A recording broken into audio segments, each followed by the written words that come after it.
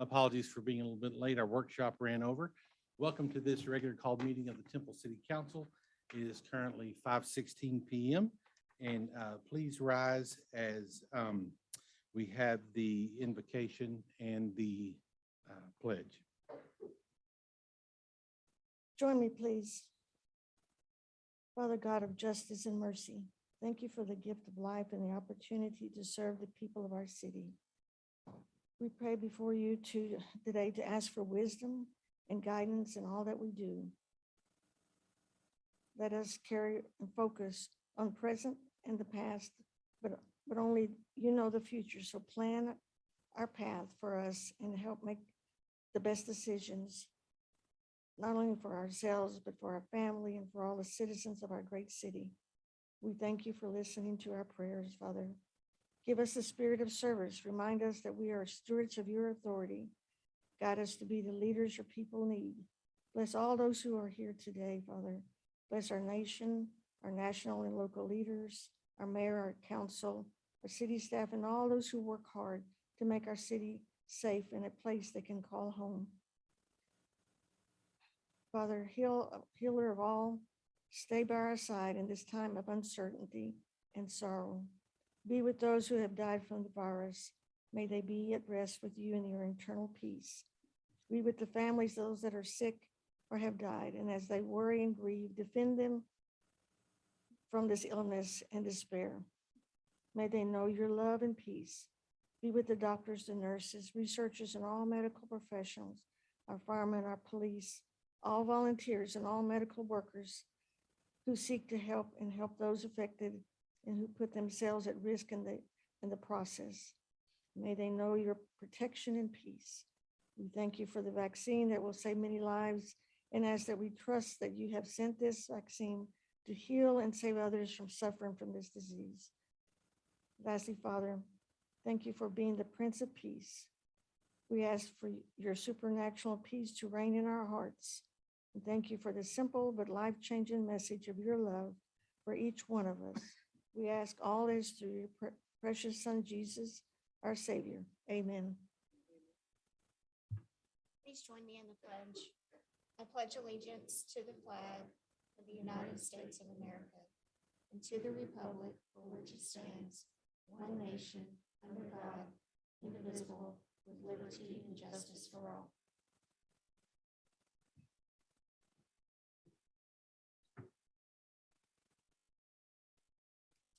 Thank you both very much. We'll now move on to the public comment section of the meeting. Citizens who wish to address the council on any matter may do so as long as they've signed up prior to this meeting. We ask you please limit those comments to 3 minutes, and no discussion or final action will be taken by the city council. We have one person who has signed up tonight, Mr. James Furch. Please state your name and address for the record.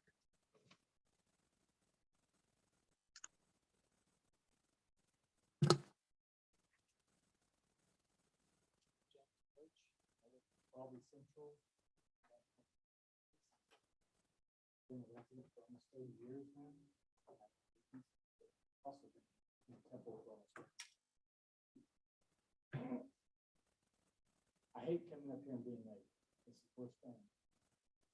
Can't stand this, but I try to get my point across. So thank you for not giving me access to open records requests. Obviously, you have something to hide. From the claims adjuster and sanitation accident reports that I requested on October the 19th, 2021. I have all the text from the adjuster and nothing in his text relates there not being a claim for damages at 12 East Central.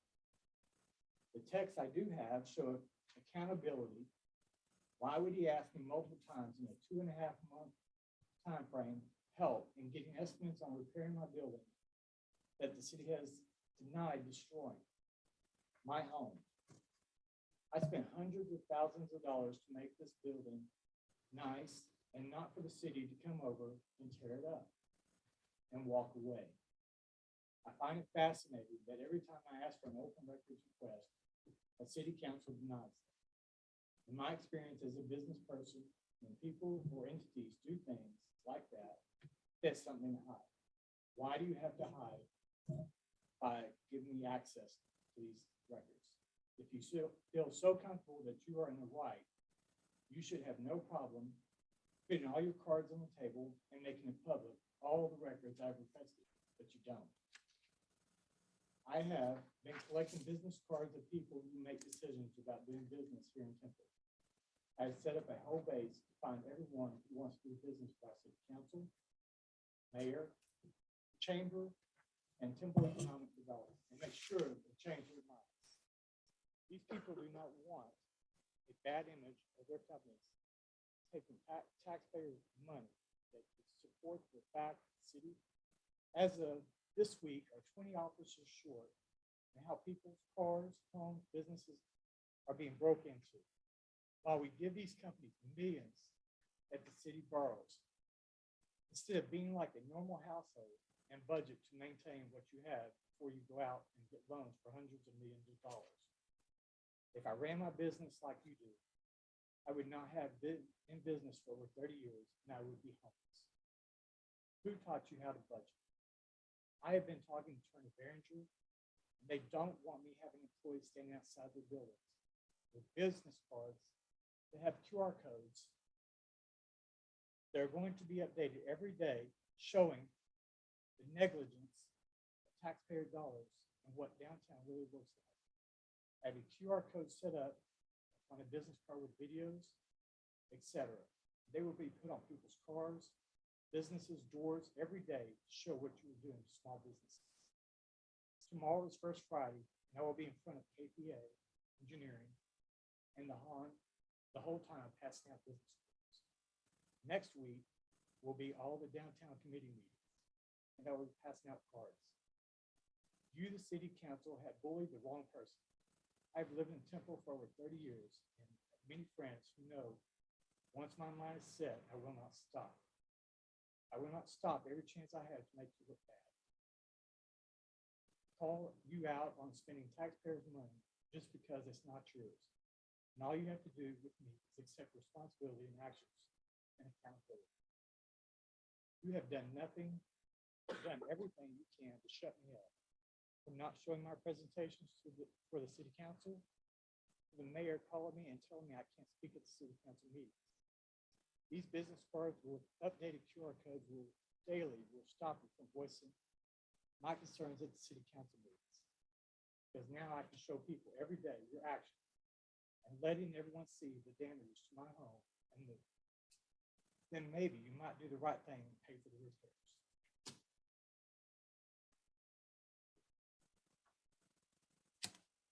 Thank you. Moving on to item 3, we'll receive a presentation from Adrian Canaday with the Temple Economic Development Corporation.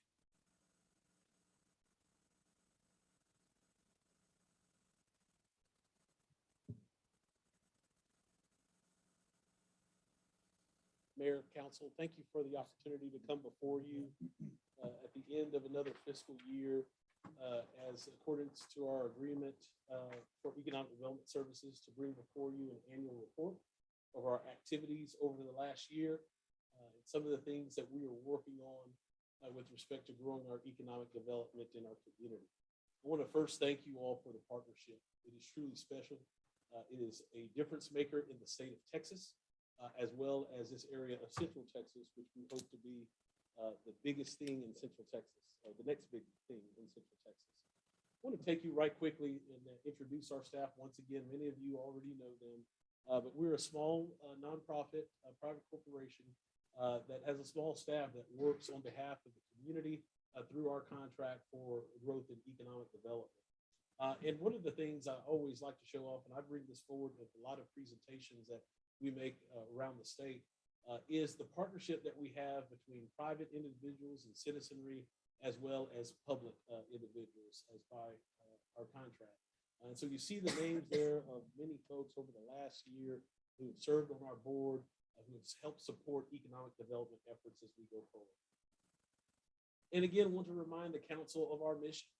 We are to retain, attract, and support the people and businesses necessary to improve the quality of life.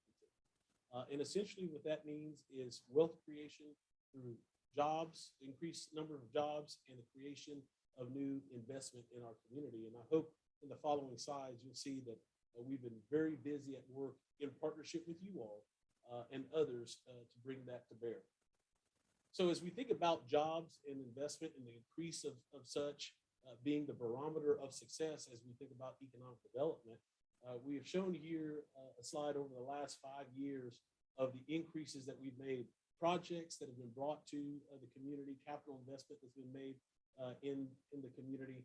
And you see 74% taxable valuation increase since 2011 in the last 10 years, increase in the reinvestment zone taxable valuation in the last 10 years of 339%. And then over the last year, sales tax is another barometer that we look at, an objective that we look to help support and grow from that economic development activity and the spinoff there related to. So 16% just in the last year. So we always, as we think about revenues going into the city, there's new parks to build, there's current parks to maintain and streets and those kinds of things.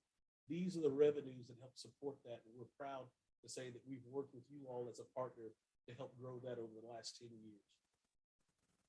We also are growing as a community, 9% population growth over the last 10 years. And you look at the projection and census data going into 2026, 92,000 people. Some of you will remember, have been here all your lives, remember when we were a third of that population many years ago. Really feel like with all the growth that's happening in Texas, along the corridor, with the projects that we have onboarded, which we'll talk more about here in the next few slides, and the projects that we anticipate will come on board in the next few years, it's a very real possibility in the next census data in the next 5 to 10 years, we could be approaching that 100,000 in population for the city of Temple alone. That does not include our neighbors to our south and to the west, to the east. All of the rural areas and portions in the city ETJ that doesn't fall into the city limits will be growing as well as new homes are built and more people move into Bell County in this area. And so we've also helped support and facilitate job growth. You know, over that last 10-year window, 5,400 new jobs, 13% increase in jobs since 2011. And apologize for the error on the formatting there, but 63,000 average earnings per job. And those are for the jobs that we've created. We have done some surveying and data with respect to our current industries, and that does factor in overtime pay and some of the pay that has increased over the last 2 years as workforce has become a little bit tighter. Employers are actually paying more to get folks to work there, and that's a good thing for our citizens. And at the end of the day, we are a marketing organization. So, you know, we are graded on the fact that we are bringing folks here to invest, but we're also graded on the fact that we're going out and telling the Temple story and making sure folks know how special this community is, how special Central Texas is, and Temple as a place to be. So this gives a snapshot of some of our activity over the last year. Virtual has been something that we reported on last year. I think last year we were around 70 virtual meetings. We upped that just because more folks are going to virtual. But one of the things I wanted to note here, 110 project leads. I got to the EDC 3 years ago. We average anywhere from about 30 to 40 project leads a year.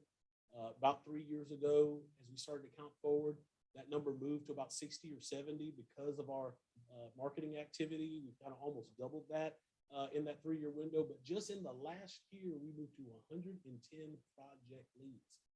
For a staff of 4, that's a lot of work. That's a lot of requests for information to fill out. But what it also means is a lot of work for your city staff.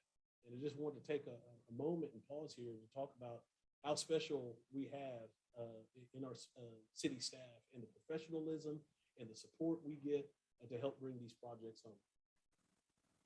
And then as we look at successes, you all will remember about the beginning of this month or beginning of the month of October, we announced a $300 million investment, 20 new jobs, looking at a data center out in the Southeast Temple. They've already started moving dirt and started construction. This is a huge investment to bring tax revenue to the city, to the county, and in sales tax revenues as well.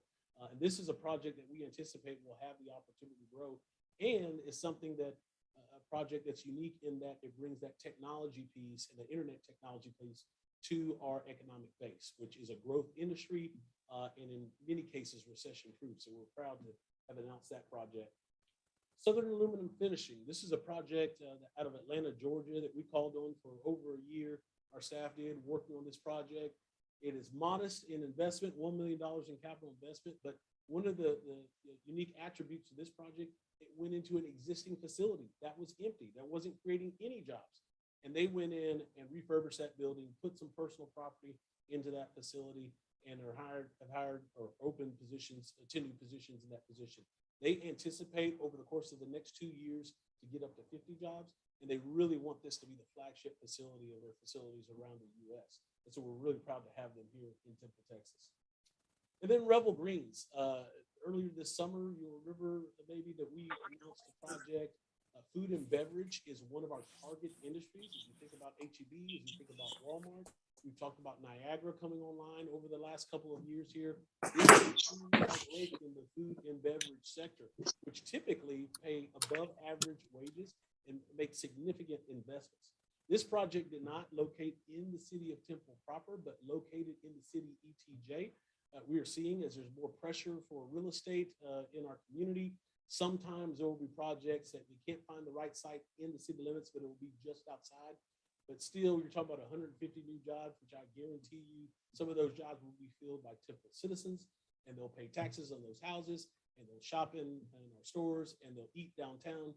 And we're proud to announce this. And this is a greenhouse-less producer. And so what I've done is I've actually attached about a 1.5-minute video, if you'll bear with me, of what one of these facilities look like. I've used this slide several times over the last 4 months or so. Folks say, what does that operation look like? So I thought the council might want to see what that looks like in the citizen.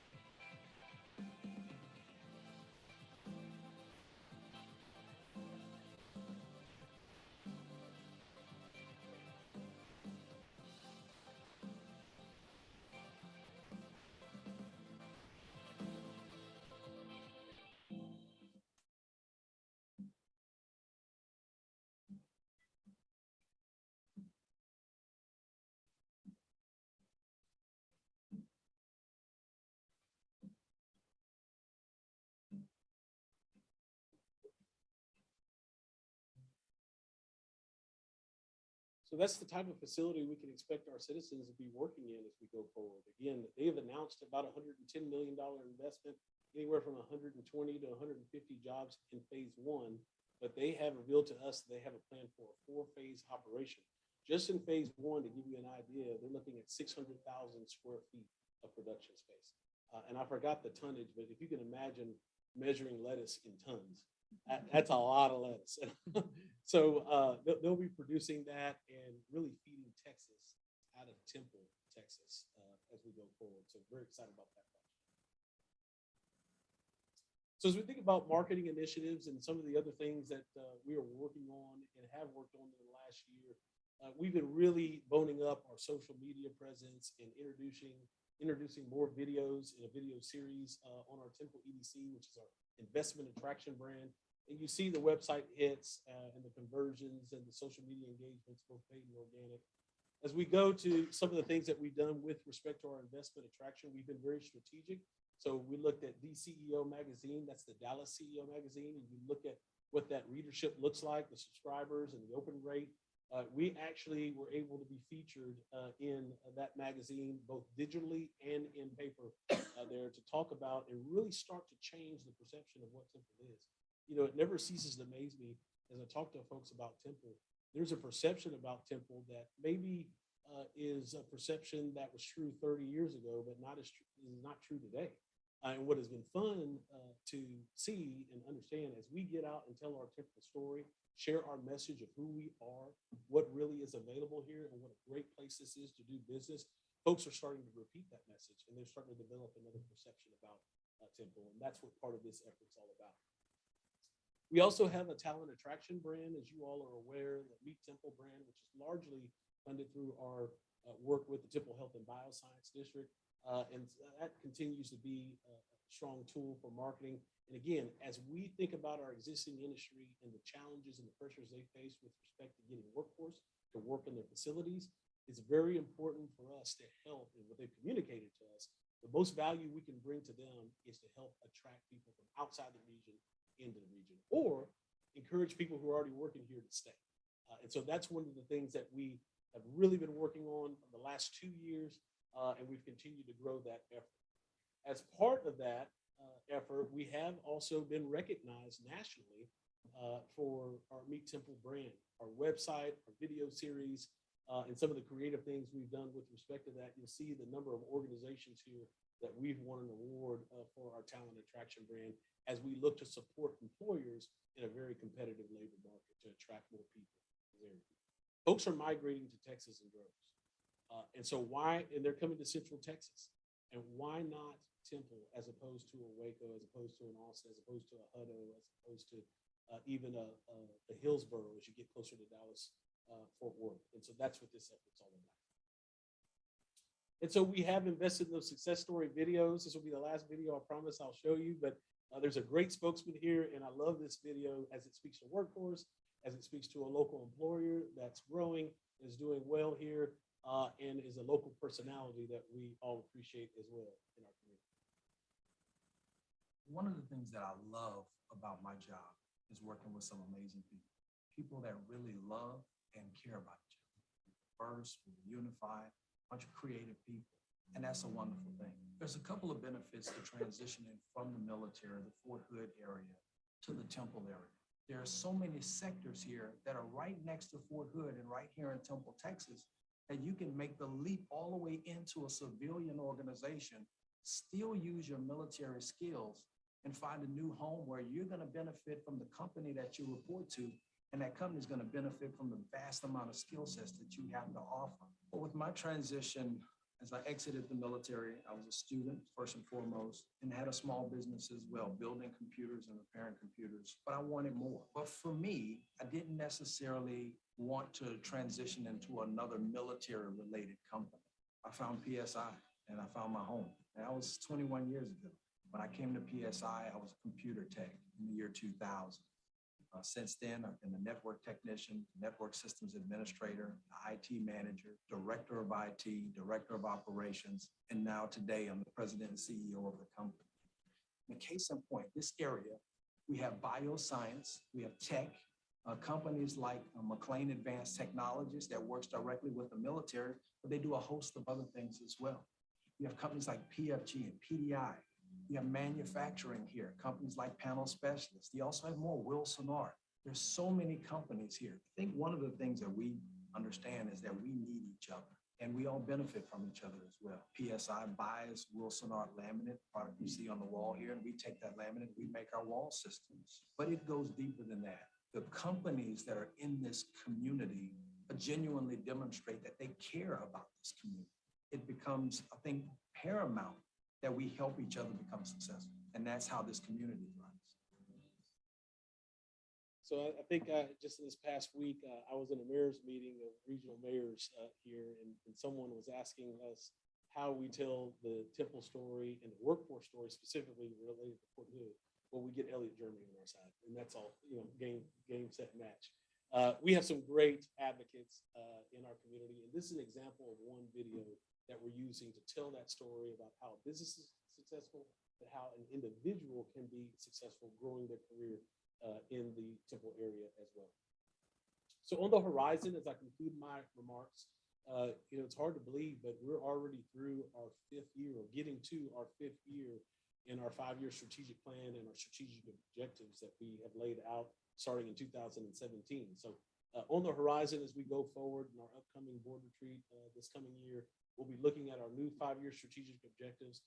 We are changing quite a bit as a community, and our objectives are going to be very different than they were in some respects than they were just 5 years ago. We're going to be looking at staffing resources. We've mentioned those 110 leads. As a particular broker who was looking at a significant facility in this area said to me, he said, Temple has been officially found. And so we're working those opportunities. And so we're going to have to think about our staffing resources as we go forward. And then also product development. As there's more pressure on real estate, we're going to have to continue, our calling card for years. And the success that you've seen over that 10-year window has been all about having shovel-ready sites available. And so we'll continue to look at our product development with respect to that. And then we'll be looking at targeted growth. Temple, for probably the first time in its history, is in a position where we could really choose what we want to be with respect to our economic activity on the industrial sector side of things.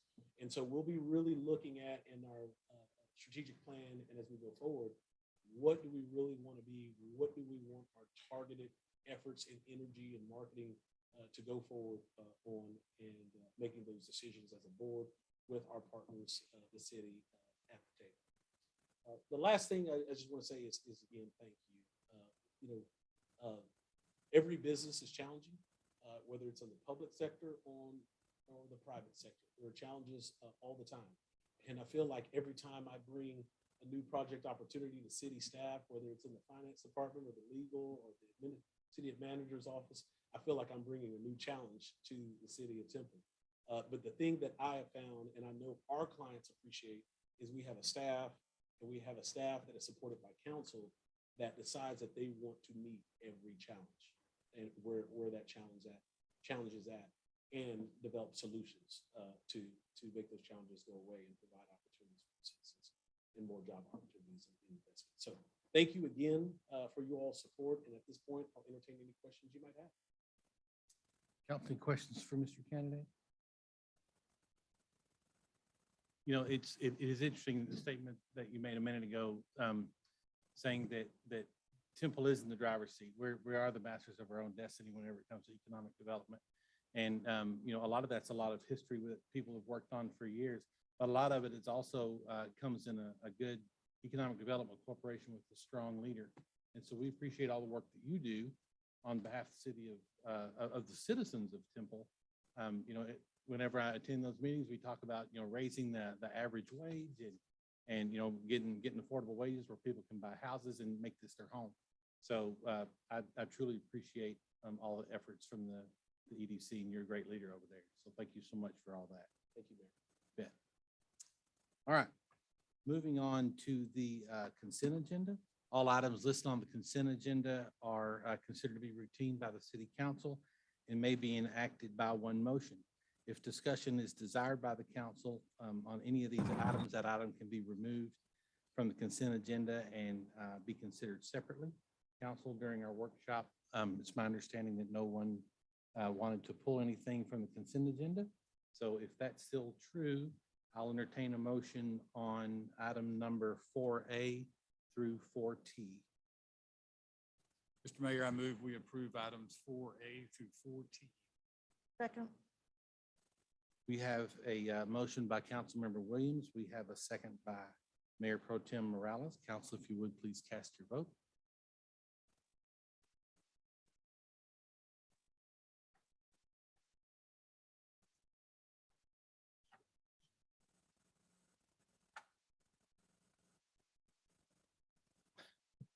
They may have to ask them.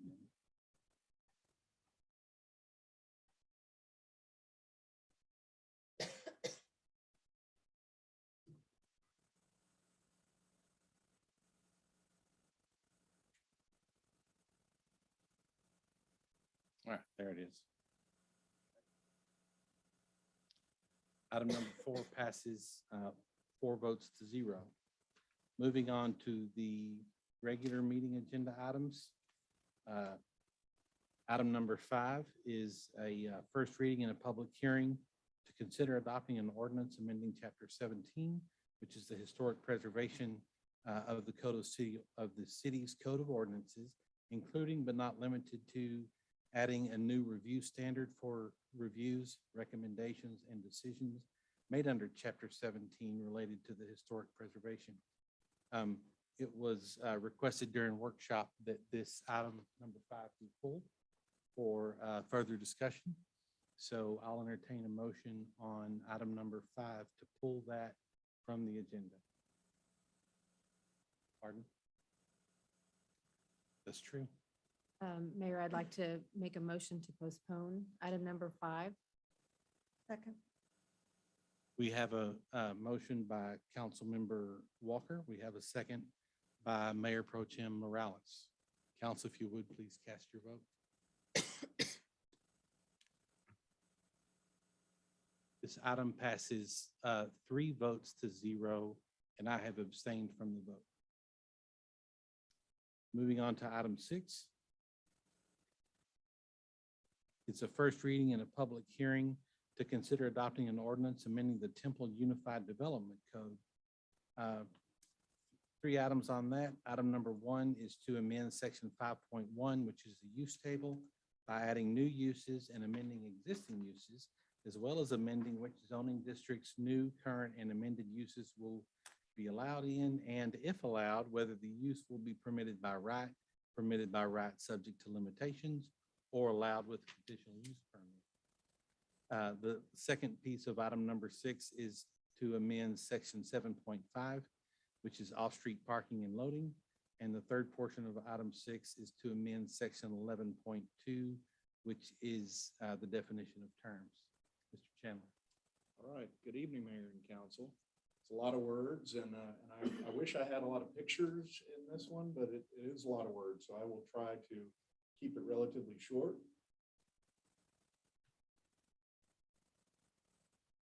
So.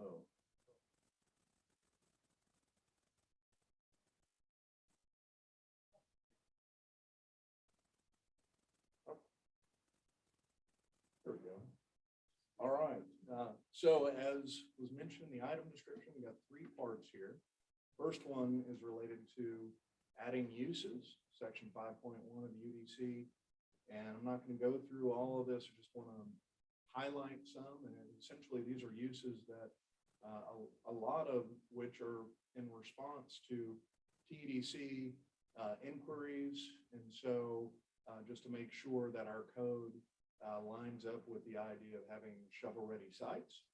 And so that includes agricultural sales. And of course, earlier on in the consent agenda, I guess it was, Temple Feed is relocating from downtown to Highway 95. And so looking at that use to make sure it's defined and provide similar opportunities for similar uses in the future. Assisted living, which was not defined before. Essentially, the only similar use we had was home for the aged, which is a bit old and needs to be replaced. So doing that, having data center uses, large and small, and nursing home. Once again, that would replace home for the aged.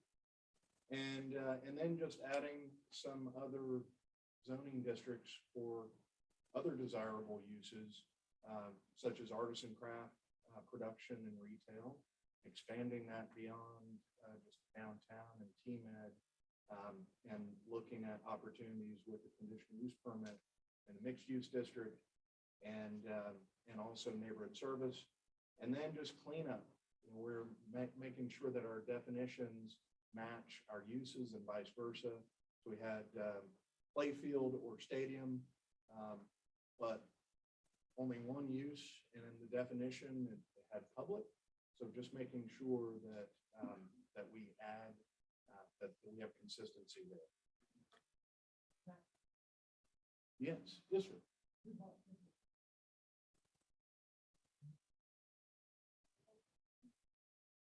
I think we should probably wait for the public hearing to address any questions. All right, and also just addressing associated parking ratios, such as for data centers that didn't have it defined, so we certainly didn't have a parking ratio. And so we worked with some engineers that represent the industry and came up with basically a three-part parking ratio: the office and administrative area, equipment area where the servers would be located, and then storage or warehouse. And then also looking at required parking ratios to ensure that when we're calculating those ratios, we've got language in here that clearly states that if you have different uses that are part of a single development, that you have to have enough spaces for each of those uses. What it didn't say is that we need to apply that proportionately. So wanted to do that. Also, right now, our parking spaces, it's just a flat 9x18 dimension. It's standard parking spaces, providing a provision in there that would allow for even compact spaces or other, which is desirable for a lot of these developers, and having some flexibility and giving the planning director some authorization to consider those alternates, because ultimately these businesses know what they need. They're not typically going to underpark. And if they do, well, then we'll step in. Also, section 755A2 for off-street parking spaces. Right now, the language states that parking spaces need to be designed. Oh, battery's good. So, can y'all hear me okay? And will the video pick me up? Okay. All right.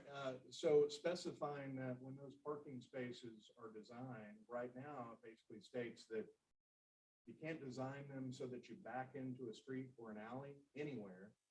And so we wanted to clarify that for applying that standard really just for non-residential multifamily uses, so that, on a local street, if you've got a home, not that this has ever happened, but it could be interpreted that right now you couldn't have your driveway situated in a way that you have to back out of your own home, your own driveway into a residential street. So clarifying that, also providing some discretion based on the comprehensive plan, but also public safety best practices. Thank you, Alan. To consider other locations where backing out from TMED, for instance, where we see this. TMED is an urban setting, so having some flexibility to consider where that makes sense to allow for parking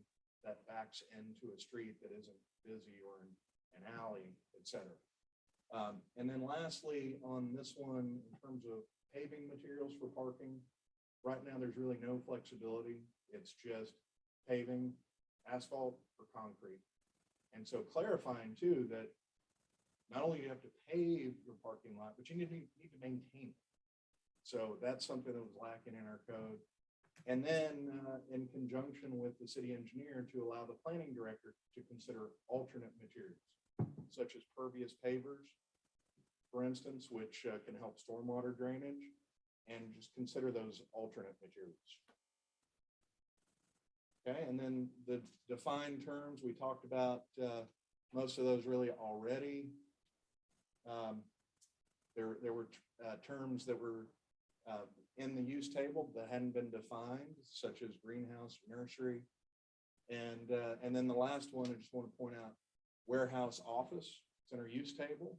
We've had lots of inquiries, and I know that TEDC gets a lot of inquiries about these as well, but defining it, for one, which essentially an electrician or plumber that wants to have an office in the front and then supply to the rear, that was something that is in our use table, was not previously defined.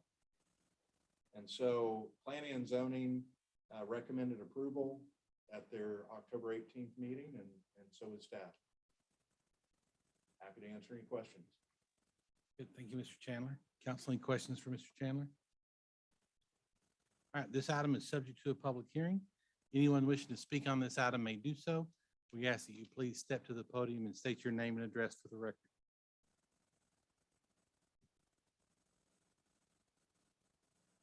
Anybody on the virtual platform?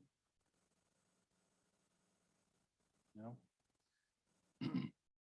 Very good, then. There being no comments or questions, I'll close the public hearing and entertain a motion on item number 6.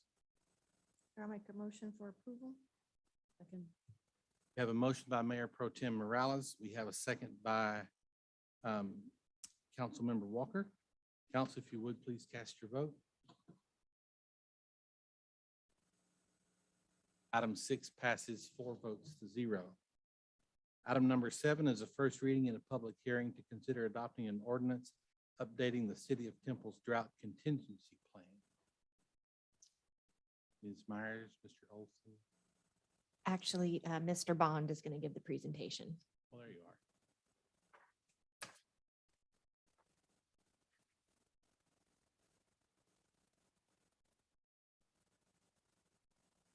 So good afternoon, Mayor and Council. What we have before you today is just a very short amendment to the drought contingency plan. Slide, please. Am I clicking? Is it on? Okay. As explained on this slide, it is a state requirement that is required for the very good reasons listed. It's put into effect by BRIN based on our water plant and our lake's capacity to serve based on the usage that's demanded at the time. So there, the water rationing in the plan is specified to be applied to categories of users in sequential order, beginning with the top of this list. And as shown in red, what we desire to do at this time is just make a slight revision to add a little bit of agility to the plan, so as not to exclude by omission any other critical facilities that are not currently listed, along with hospitals, other public health and safety facilities. And that is, that's the only revision proposed at this time. Short and sweet. Yes, sir. Item 7 is subject to a public hearing. Anyone wishing to speak on this item may do so. We ask you step to the podium and state your name and address for the record, or raise your hand on the virtual platform. All right, there being none, I'll close the public hearing and entertain a motion on item number 7. Move for adoption of item number 7. Second. We have a motion by Councilmember Williams. We have a second by Mayor Pro Tem Morales. Council, if you would, please cast your vote.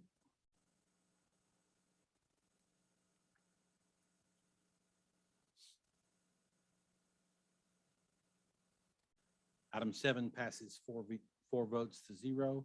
Moving on to item number 8, it's the first reading in a public hearing to consider adopting an ordinance amending the firefighter classification to add 1 assistant fire chief and to remove 1 battalion chief.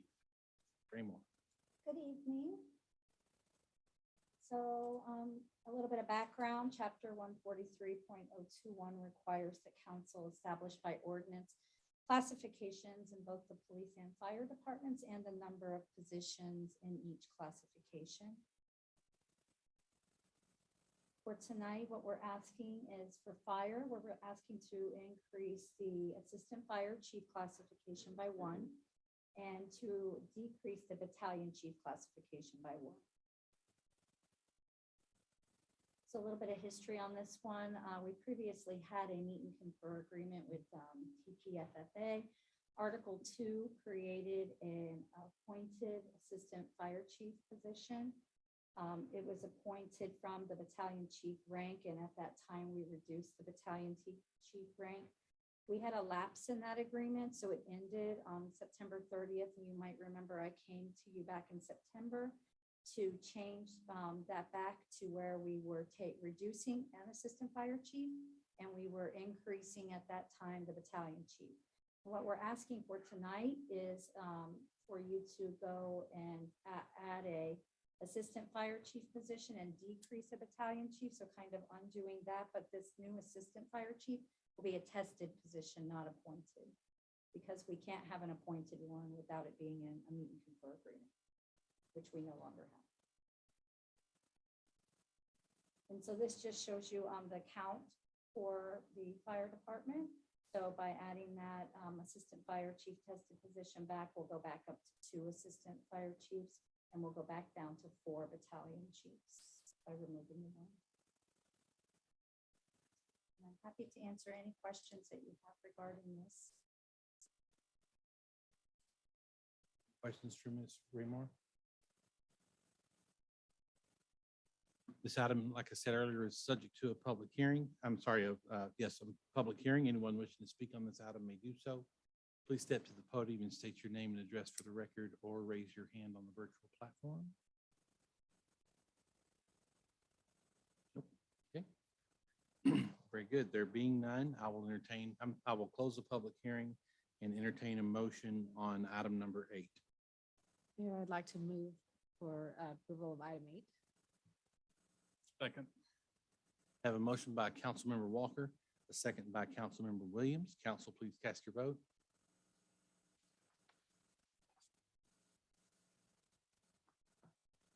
Item 8 passes 4 votes to 0. It's currently 6:02 p.m. Thank you all for attending, and this meeting is adjourned.